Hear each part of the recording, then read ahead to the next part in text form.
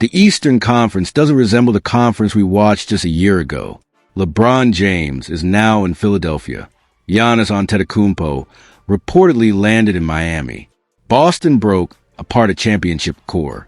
Several franchises pushed their chips to the center of the table. This is no longer a conference where one or two teams clearly stand above everyone else. It has become an arms race, and the regular season may tell us very little about who will actually survive for playoff rounds. At the bottom of the conference, there are still teams that feel far away from true contention. Brooklyn remains focused on rebuilding. Chicago continues to hover between rebuilding and competing without committing fully to either direction. Charlotte has talent, but not enough proven winning pieces. Milwaukee appears to be entering a completely different era. Washington is the one team that deserves a closer look because if Trae Young, Anthony Davis, and the young core stay healthy, they could surprise people. The problem is that surprising people in this conference might only be good enough for the edge of the play-in tournament. Atlanta sits in an awkward position. They are good enough to frustrate opponents, but not good enough to scare serious contenders. Trading away a former number one pick and bringing in another defense-first player tells you exactly what the organization values. They want toughness. They want physicality. They want to win ugly games. But playoff basketball eventually asks a different question. Where does your reliable offense come from when defenses take away your first option?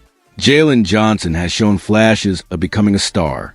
Dyson Daniels is one of the better perimeter defenders in the league. Nickeil Alexander-Walker and Lou Dort make life miserable for opposing guards. C.J. McCollum still brings veteran leadership and can stabilize an offense. On many nights, that formula will work. They may win plenty of games. But in a 7-game series, elite teams usually force you to create easy points in difficult moments. Atlanta still looks like a team searching for that answer. Then there is Boston. And this is where the conversation becomes far more complicated. A few years ago, the Celtics were the model franchise. They had youth, defense, depth, elite wings, and championship experience. Now the roster feels much less certain. Replacing a younger, healthier two-way star with an aging Paul George introduces enormous risk. George can still be excellent when healthy, but availability matters just as much as talent in today's NBA. Boston still has Jason Tatum, and that alone guarantees relevance. Great players raise a team's floor. Tatum can carry a roster to 50 wins. He can dominate stretches of the regular season. Joe Mazzulla has also proven he can maximize talent and keep a team organized over 82 games. But the playoffs are different. Opponents spend days building game plans designed specifically to remove your strengths. That is where the concerns begin. If defenses trap Tatum, load up on him, and force the ball out of his hands, who consistently punishes those decisions? Boston may be asking Peyton Pritchard to become much more than a high-level role player. They may also be counting on George to remain healthy deep into the spring despite multiple injury concerns over recent seasons. Betting on both outcomes feels dangerous. The Celtics also learned a painful lesson in recent playoff runs. Three-point shooting can win games, but relying on it too heavily can also end seasons. When shots stop falling, you need rim pressure, interior scoring, and reliable defense around the basket. Boston's lack of dominant rim protection became a major weakness, and teams exploited it. Unless that issue is solved, opponents will continue attacking the paint and forcing the Celtics into uncomfortable choices. That doesn't mean Boston is finished. It means they have shifted from being the team everyone fears to being a team carrying serious questions. In a weaker conference, those questions might not matter. In this version of the East, where nearly every contender has added star power, every weakness becomes a target. And that is why the Celtics no longer feel like a clear favorite. They feel vulnerable. Losing Jaylen Brown creates a problem that goes beyond replacing points on the scoreboard. Brown was Boston's most aggressive downhill attacker. He consistently pressured the rim, forced offenders to collapse, and opened clean looks for everyone else. Paul George is still an outstanding player when healthy, but at this stage of his career, he relies much more on jump shooting and perimeter creation than constant attacks to the basket. That changes the entire offensive balance. Instead of becoming harder to defend, Boston may actually become easier to predict when playoff defenses tighten up. During the regular season, The Celtics should still win plenty of games. Their outside shooting, disciplined defense, and experienced coaching staff will carry them through long stretches of the schedule. But playoff basketball exposes weaknesses that can be hidden over 82 games. If opponents force Boston into contested jump shots and take away easy transition opportunities, the offense could become one-dimensional. Championship teams usually need someone who can consistently collapse a defense at the rim. And right now, Boston may have less of that than it did a year ago. Orlando is another team worth watching because change has finally arrived. Bringing in a new head coach should immediately improve the offensive structure.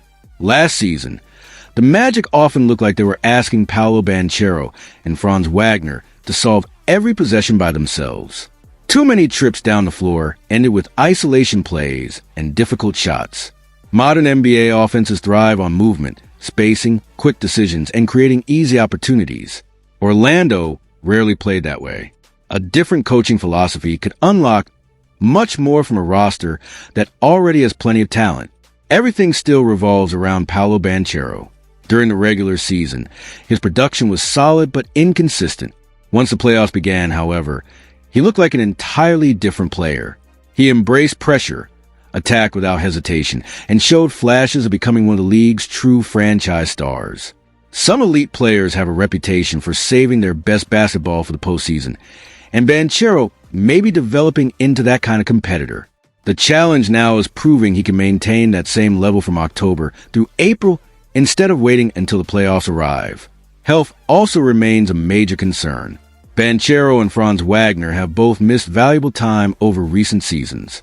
Orlando's defense has already established itself as one of the better units in the conference, but defensive success alone rarely carries a team deep into playoffs. The offense must take a meaningful step forward. If the new coaching staff can modernize the system and keep the core healthy, the Magic could become one of the conference's toughest opponents. Still, in an Eastern Conference filled with veteran contenders, they appear to be one season away from serious championship consideration. Cleveland presents a very different situation. On paper, the Cavaliers remain talented. Donovan Mitchell is still one of the league's premier scorers. Darius Garland provides shot creation.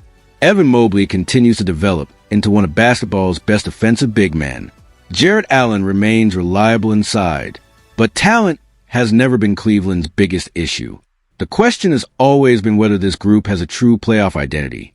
That uncertainty grows when James Harden enters the conversation. Harden still knows how to organize an offense, slow the game down, and create scoring opportunities over the course of a long regular season. His passing vision remains elite, and his experience has value, but postseason basketball is judged differently. Defenses become more physical, possessions become more deliberate, and weaknesses are targeted over and over again. Critics point to several playoff exits throughout Harden's career where production dropped at the worst possible time. Whether fair or not, that reputation follows him into every postseason. Donovan Mitchell faces another challenge. His scoring ability is unquestioned, but smaller guards often face greater defensive pressure in playoff series. Opponents trap them, force the ball out of their hands, and wear them down over 7 games. Cleveland still lacks that unquestioned superstar who can dominate every possession regardless of defensive adjustments. Mitchell is excellent, but many analysts continue asking whether he can consistently carry a championship offense by himself. Depth may become another issue. Reports continue suggesting roster changes could still happen before opening night, including the possibility of moving experienced veterans to reshape the rotation. If that happens, Cleveland may become even more dependent on its top players. The Cavaliers should remain a strong regular season team capable of winning plenty of games, but the biggest question remains unanswered. Can this roster produce enough offense against elite playoff defenses when every possession matters? Until they answer that on the court, they remain a dangerous team, but not one that inspires complete confidence as a championship favorite. Cleveland may not be a championship favorite, but writing them off completely would be a mistake. Over an 82-game season, this roster still has enough talent, coaching, and experience to finish comfortably inside the top 6. They know how to win regular season games. The problem begins when the postseason arrives. The playoffs demand elite shot creation, consistent execution under pressure, and the ability to adjust when opponents take away your first option. Until Cleveland proves it can do that, it's difficult to rank them higher among the Eastern Conference contenders. Detroit is one of the league's most interesting young teams because they finally have a legitimate franchise player in Cade Cunningham. He showed last season that he can control games, create offense, and carry a heavy workload. The problem is what happens when defenses decide to trap him or force the ball out of his hands. During the playoffs, opponents exposed how dependent Detroit was on Cade. When he struggled or faced double teams, the offense often stalled. The front office recognized that weakness and tried to address it by adding players like John Collins, Isaiah Joe, and Taurean Prince. All three bring more shooting, spacing, and veteran experience. On paper, those additions should make life easier for Cunningham by giving him more reliable targets around the perimeter. Better spacing also creates driving lanes and prevents defenses from collapsing into the paint. The challenge is that every roster improvement comes with a trade-off. Detroit built its identity around defense, toughness, and physical basketball. Players like Ausar Thompson and Ron Holland help create that identity with their athleticism and defensive effort. If the Pistons lean more heavily toward offense by surrounding Cade with shooters, they risk losing some of the defensive edge that made them successful. If they stay committed to defense-first lineups, the floor shrinks again, allowing playoff defenses to crowd Cunningham and force difficult shots. That dilemma becomes much more serious in the postseason. During the regular season, elite defensive teams can overwhelm weaker opponents simply by playing harder, forcing turnovers, and generating transition opportunities. The playoffs are different. Every team competes with maximum effort. Fast break chances become rare, and games are often decided in half-court situations. That is where Detroit still has work to do. Until another reliable scorer or playmaker emerges beside Cunningham, the Pistons remain dangerous but incomplete. They have a foundation of a contender, but they still need another offensive creator before they can realistically challenge the conference's best teams. Now the conversation shifts toward Miami, a team that experienced one of the biggest disappointments of the offseason. LeBron James ultimately chose Philadelphia, and that decision changed the balance of power across the Eastern Conference. Miami had hoped to pair LeBron with Giannis Antetokounmpo and Bam Adebayo, creating one of the most experienced and versatile front courts in modern basketball. Instead, the Heat were forced back to searching for answers. The biggest issue has not changed. Miami still needs another player capable of organizing the offense. Outside shooting is important, but consistent ball handling and playmaking matter even more. Giannis can attack the rim better than almost anyone in basketball, but asking him to create every possession, initiate the offense, and carry the scoring load eventually becomes too much over a long playoff run. Rumors continue connecting Miami to veteran shooters like Klay Thompson. That addition would certainly improve perimeter spacing if it happens. Defenders would have to respect another outside threat, opening more driving lanes for Giannis. But today's version of Thompson is no longer the same player who once transformed defenses during Golden State's championship years. He would help as a shooter, but he would not solve Miami's biggest weakness, which is creating offense under pressure when defenses lock in. Defensively, however, Miami remains one of the most intimidating teams in basketball. Giannis and Bam Adebayo give them elite size, mobility, and rim protection. Add experienced defenders around them, and the Heat can switch almost every matchup while protecting the paint at a high level. Few teams can match that kind of defensive versatility. The concern is whether defense alone will be enough. Modern playoff basketball eventually becomes an offensive chess match. Teams that can consistently create quality shots in half court usually survive. Right now, Miami still relies heavily on Giannis to solve those problems himself. Until another reliable playmaker arrives, that offensive burden remains enormous. Philadelphia, meanwhile, enters a conversation with perhaps the most talented starting lineup in the conference. Adding LeBron James instantly raised expectations. On paper, the combination of LeBron, Joel Embiid, Tyrese Maxey, Jaylen Brown, and a deep supporting cast looks championship-worthy. Talent alone, however, has never guaranteed playoff success. The biggest question is health. LeBron is entering his 24th NBA season. Embiid has battled injuries throughout his career. Brown has carried a heavy workload over multiple deep playoff runs. Maxey continues to play major minutes. If everyone is available together, Philadelphia may have the highest ceiling in the East. If injuries return, the entire conversation changes quickly. There is also the challenge of chemistry. Multiple stars must sacrifice touches, adjust roles, and trust one another when games become difficult. LeBron's experience should help organize the offense and create easier opportunities for everyone else. But building that chemistry takes time. Championship teams are rarely built on talent alone. They require trust-defined roles and consistent execution under playoff pressure. That is why Philadelphia deserves respect, but not automatic championship status. The roster is loaded. The potential is obvious. Yet the Eastern Conference has become far too competitive to hand anyone the trophy before the season even begins.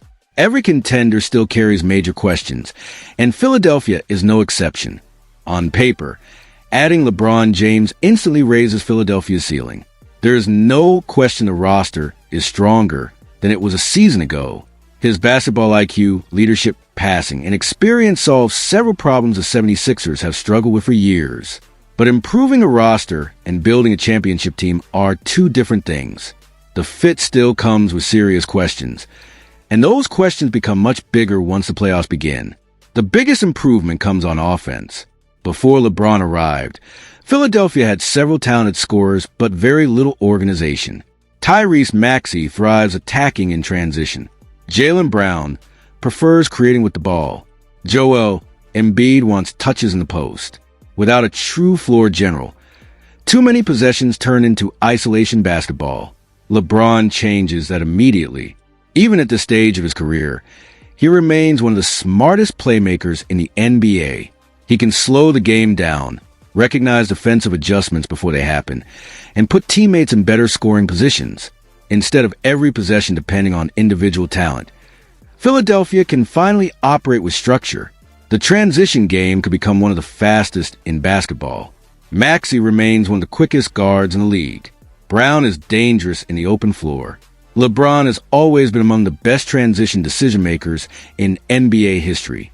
Add a young athlete like VJ Edgecombe running the wings, and the 76ers suddenly become extremely difficult to stop after defensive rebounds or turnovers. Easy baskets become much more common, something championship teams rely on during long playoff series. Still, offensive talent alone does not erase every concern. Several key players are most effective when they control the ball. Brown has never been known as an elite off-ball mover. Embiid prefers operating through post touches rather than constant movement. Even LeBron has spent most of his career directing the offense himself. There's only one basketball, and balancing touches among multiple stars is never simple. Great teams often struggle early while everyone adjusts to new roles, and Philadelphia will likely experience the same challenge. Outside shooting also remains a concern. Maxey has become a reliable perimeter shooter, but the rest of the lineup does not feature elite long-range specialists. Brown can make open shots. LeBron still has productive shooting nights, and Embiid can stretch the floor, but none of them consistently force defenses to stay attached 25 feet from a basket. During playoff basketball, opponents will pack the paint, dare certain players to shoot, and test whether Philadelphia can punish those defensive decisions over an entire series. Defense may become the larger issue. Joel Embiid is still an elite scorer when healthy, but injuries have changed the way he defends. Earlier in his career, he could protect the rim while moving well enough to recover against quicker guards. That version has become harder to find. Opponents increasingly target him in pick-and-roll situations, forcing him away from the basket where mobility becomes critical. Last postseason exposed those limitations. Teams repeatedly pulled him into space, attacked downhill, and forced difficult defensive rotations. That creates a difficult challenge for the coaching staff. Successful defenses around slower centers usually require exceptional perimeter defenders who can keep ball handlers out of paint before they ever reach the big man. Philadelphia has capable defenders, but not enough elite stoppers to consistently hide Embiid's mobility issues. Maxey competes hard but gives away size. Brown remains strong physically, but occasionally loses focus away from the ball. Edgecombe has tremendous potential, but is still learning NBA defensive concepts. LeBron continues to make smart rotations, yet asking a 41-year-old to cover multiple positions, protect the rim, and organize the defense every night is a major responsibility. This is one reason many analysts believe Miami would have been an easier basketball fit for LeBron. A front court featuring Giannis Antetokounmpo and Bam Adebayo could have handled the toughest defensive assignments, allowing LeBron to conserve energy while focusing on playmaking. Philadelphia requires him to carry far more responsibility on both ends of the floor. Health remains the biggest variable. Embiid has rarely completed a postseason without dealing with physical limitations. LeBron continues to defy age, but no player has escaped time forever. Brown has accumulated heavy mileage after multiple deep playoff runs. Maxey also carries a demanding workload. If all four stars remain healthy together, the 76ers have enough talent to reach the NBA Finals. If even one of them misses significant time, the entire outlook changes immediately. Depth creates additional uncertainty. Anthony Simons provides scoring, but brings defensive concerns that opposing offenses will attack. Dean Wade contributes size and defense, but creates very little offense on his own. Those are useful rotation players, but championship contenders usually need reliable two-way contributors throughout the bench. Philadelphia still appears somewhat thin once the starting lineup begins resting. That is why the Eastern Conference remains so difficult to predict. The top contenders all possess obvious strengths, but every one of them also carries meaningful weaknesses. Philadelphia has star power few teams can match. However, chemistry, health, perimeter defense, and playoff execution remain unanswered questions. They absolutely belong in the championship conversation, but they are far from unbeatable. The difference between reaching the finals and another disappointing exit may come down to a single injury, one unfavorable matchup, or whether this group learns to function as one team instead of several great players sharing the same court. Indiana may have lost the NBA Finals, but the way that season ended could become the beginning of something even bigger. The last image most fans remember is Tyrese Halliburton taking over Game 7, playing with complete confidence before the devastating Achilles injury changed everything. That injury ended Indiana's championship dream in an instant, but also created one of the strongest comeback stories heading into the new season. Players often return from major injuries with something extra to prove, and if Halliburton comes back close to his previous level, the Pacers will immediately become a team nobody wants to face. Earlier projections placed Indiana near the bottom of the playoff picture, but that feels too pessimistic now. A finish closer to the 6th seed appears much more realistic. The Pacers still have one of the league's deepest rotations, an experienced coaching staff, and a system that has already proven it can succeed in the postseason. The biggest question is not talent. It's how quickly Halliburton regains his timing after missing so much basketball. Another major storyline is the arrival of Ivica Zubac. He brings a very different style compared to Miles Turner. Turner stretched defenses because of his outside shooting, forcing opposing centers away from the basket and creating driving lanes for Indiana's guards. Zubac is more traditional. He scores around the rim, sets physical screens, rebounds well, and protects the paint, but he does not create the same spacing. That changes the entire structure of Indiana's offense. Playing Zubac next to Pascal Siakam could make the floor feel more crowded at times. Opposing defenses may pack the paint and challenge Indiana's perimeter players to consistently make outside shots. That adjustment will fall on head coach Rick Carlisle.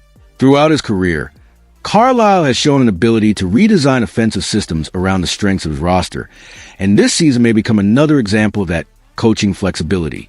Where Indiana still separates itself from many Eastern Conference teams is depth. Few teams can maintain the same energy for all 48 minutes. Indiana can. Every player enters a game at full speed because the coaching staff trusts the bench. Fresh legs constantly replace tired ones. That allows the Pacers to keep pushing the pace without wearing down their stars. Their transition attack remains one of the fastest in basketball. Even after allowing a basket, Indiana wastes almost no time bringing the ball back up the floor. Opponents barely have a chance to organize defensively before another attack is already underway. That relentless tempo creates pressure over the course of an entire game and becomes even more exhausting during a 7-game playoff series. Defensively, the same philosophy applies. Indiana's players pressure ball handlers, challenge passing lanes, and constantly rotate fresh defenders into the game. Instead of relying on one or two stars to carry the workload, they ask every player to contribute with maximum effort for shorter stretches. That style can gradually wear opponents down, especially teams that depend heavily on small rotations. The biggest unknown remains Haliburton's recovery. Achilles injuries have historically changed careers, especially for guards who rely on quickness. Modern rehabilitation has improved dramatically, giving players better opportunities to return successfully, but there is still no guarantee. Indiana's championship hopes rise or fall with his health. If he returns close to the player fans saw before the injury, the Pacers immediately become one of the most dangerous teams in the East. If his recovery takes longer, their ceiling becomes much lower. That uncertainty is why Indiana may actually become one of the league's most overlooked contenders. Other teams have dominated offseason headlines with superstar trades and blockbuster signings. Meanwhile, the Pacers quietly return with continuity, coaching stability, and one of basketball's deepest rosters. Sometimes the teams receiving the least attention become the ones nobody wants to meet once the playoffs begin. Indiana may not enter the season as a favorite, but they still possess a style that frustrates opponents. Their speed, conditioning, and willingness to attack every possession force other teams to play faster than they want. Against thinner rosters, that constant pressure can become overwhelming. Over a long playoff series, fresh legs, disciplined coaching, and relentless pace often matter just as much as star power. If Haliburton returns healthy and the offense adjusts smoothly around Zubac, the Pacers could once again surprise the entire conference.